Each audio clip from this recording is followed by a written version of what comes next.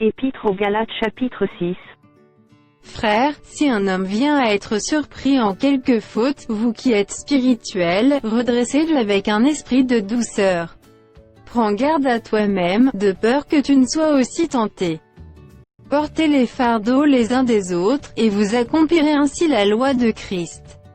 Si quelqu'un pense être quelque chose quoiqu'il ne soit rien, il s'abuse lui-même. Que chacun examine ses propres œuvres, et alors il aura sujet de se glorifier pour lui seul, et non par rapport à autrui. Car chacun portera son propre fardeau.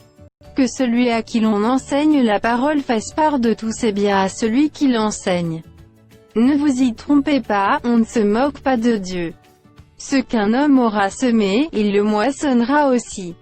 Celui qui sème pour sa chair moissonnera de la chair la corruption, mais celui qui sème pour l'esprit moissonnera de l'esprit la vie éternelle.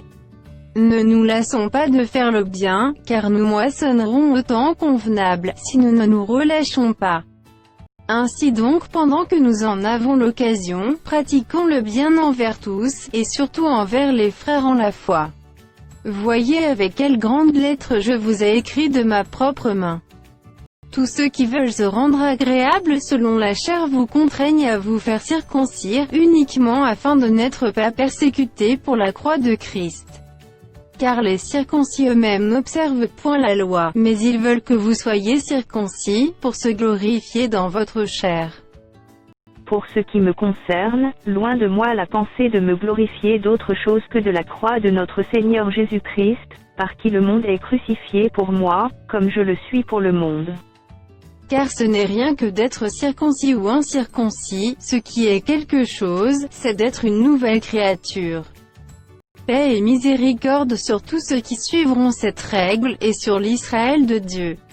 Que personne désormais ne me fasse de la peine, car je porte sur mon corps les marques de Jésus.